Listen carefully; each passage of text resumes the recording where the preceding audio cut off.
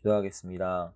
하나님, 오늘도 우리가 주님의 임재 가운데서 하루를 시작하게 하시니 감사합니다. 주님, 우리가 하나님을 우리의 주님으로 모시며 사는 것이 어떠한 삶인지 오늘 예배를 통해 우리가 다시 한번 생각하게 하시고, 그래서 주님의 자녀로서, 주님의 백성으로서 우리가 주님의 복을 전할 수 있는 그러한 특권을 우리에게 허락하여 주시옵소서. 우리의 삶을 통해 주님께서 기뻐 받으시기를 간절히 소원하며 예수 그리스도 이름으로 기도드립니다. 아멘. 하나님께서 오늘 저에게 주시는 말씀은 누가복음 3장 8절에서 10절까지 말씀입니다. 누가복음 3장 8절에서 10절까지 말씀입니다. 제가 봉독해 드리겠습니다. 그러므로 회개에 합당한 열매를 맺고 속으로 아브라함이 우리 조상이라 말하지 말라. 내가 너희에게 이르노니 하나님이 능히 이 돌들로도 아브라함의 자손이 되게 하시리라. 이미 도끼가 나무 뿌리에 놓였으니 좋은 열매 맺지 아니하는 나무마다 찍혀 불에 던져지리라. 우리가 물어 이르되 그러면 우리가 무엇을 하리까? 아멘. 하나님의 말씀입니다. 광야에서 외친 세례 요한의 메시지는 곧 오실 주님의 길을 예비하라는 것이었습니다. 예전에 왕이 다스리던 시대에는 왕이 행차를 할 때 큰 소리를 울려 그것을 알리고, 그러면 모든 사람들이 그 앞에 엎드려서 왕에 대한 예의를 다하는 것을 보여야 했습니다. 당시 왕은 모든 사람보다 높은 존재였기에 남녀노소를 가리지 않고 왕의 행차 앞에 엎드리는 것이죠. 세례 요한이 바로 그 소리였습니다. 왕이 오시기에 그 임재 앞에 합당한 행동을 취하라는 것이었습니다. 여러분도 잘 아시다시피 거룩하신 우리 왕 하나님 앞에서 우리에게 요구되어지는 것은 회개입니다. 세례 요한은 회개를 촉구했습니다. 마태복음 3장 2절에 보시면 그는 회개하라 천국이 가까이 왔느니라 라고 외쳤습니다. 이 회개에 대한 촉구는 왕이 오시기를 기다리고 있었던 당시 이스라엘 사람들과 왕이 오신 뒤 왕의 백성으로 그 임재 가운데 살아가는 오늘의 저와 여러분에게 동일하게 적용됩니다. 이스라엘은 하나님께서 택하신 민족이었지만 역사적으로 그들은 하나님을 온전히 섬기지 못했습니다.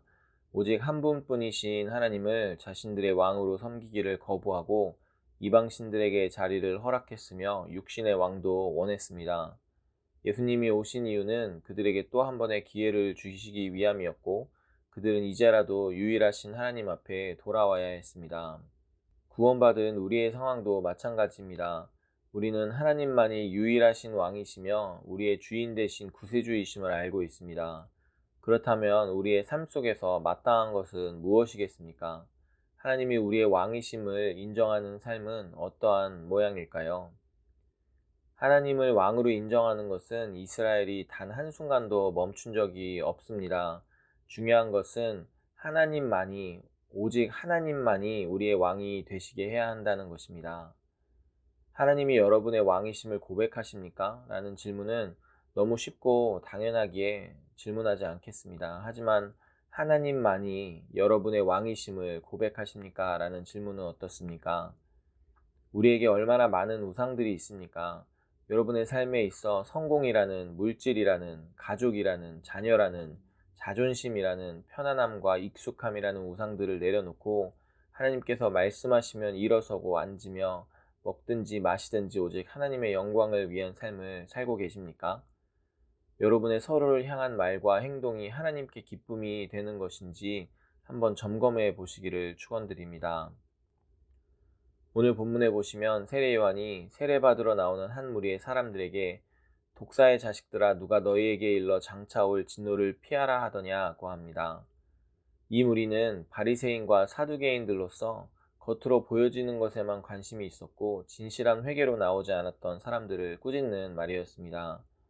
10절에 사람들이 우리가 무엇을 하리이까 묻자 11절에 대답하여 이르되 옷 두 벌 있는 자는 옷 없는 자에게 나눠줄 것이요 먹을 것이 있는 자도 그렇게 할 것이니라 하고, 세리들이 세례를 받으러 나오자 13절에 이르되 부과된 것 외에는 거두지 말라 하고, 군인들에게는 사람에게서 강탈하지 말며 거짓으로 고발하지 말고 받는 급료를 족한 줄로 알라 라고 세례 요한은 말했습니다.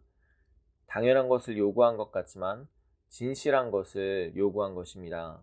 있는 자리에서의 충성과 겸손함을, 이기적이지 않고 남을 위한 섬김을 요구한 것입니다. 하나님께서 우리에게 바라시는 것이 무엇입니까? 하나님이 허락하신 위치에서 하나님의 왕되심을 인정하며 사는 것, 바로 그것입니다. 그러한 삶을 살 때 하나님은 우리의 마음이 하나님을 향해 진실됨을 보시고 복 주시며 영광 받으실 것입니다. 하나님께서 우리에게 허락하신 오늘 하루를 살아가실 때에 하나님의 임재 앞에서 살아가는 성도들답게 모든 순간이 하나님께 영광이 되는 삶을 사시는 저와 여러분들이 되시기를 주님의 이름으로 축원합니다. 기도하겠습니다. 주님, 그렇습니다. 하나님께서 우리에게 바라시는 것은 우리가 주님 앞에 나아갈 때 진실된 마음으로 나아가는 것입니다. 그래서 하나님께서 우리의 왕 되시고 주인 되심을 우리가 고백하며 또한 그 고백에 합당한 삶을 살아가는 것입니다. 주님, 우리에게 삶을 허락하심을 감사합니다. 그 삶이 어떤 모양으로 우리에게 허락되었던지 간에 주님께서 우리에게 허락하신 그 삶 가운데서 주님을 기억하게 하시고 주님의 임재 가운데 살게 하시며 오직 주님이 기뻐하시는 주님께 영광되는 삶을 살 수 있는 저와 온세상교회 성도님들이 될 수 있도록 주님께서 함께하여 주시옵소서. 주께서 그렇게 하실 것을 믿고 감사하며 예수 그리스도 이름으로 기도드립니다. 아멘.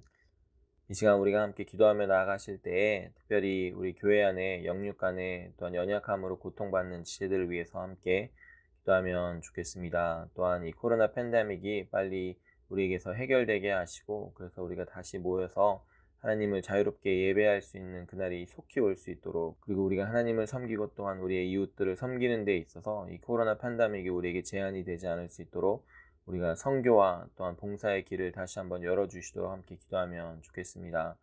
온세상 교회를 위해서 기도하실 때 주일날 있는 재직계를 위해서 기도해 주시고요. 그리고 우리 교회 성도님들이 한 마음 한 뜻으로 우리 교회를 향한 주님의 뜻을 가늠할 수 있는 귀한 시간이 될 수 있도록 함께 기도하시면 좋겠습니다. 우리가 함께 기도하며 나가시겠습니다. 기도하겠습니다.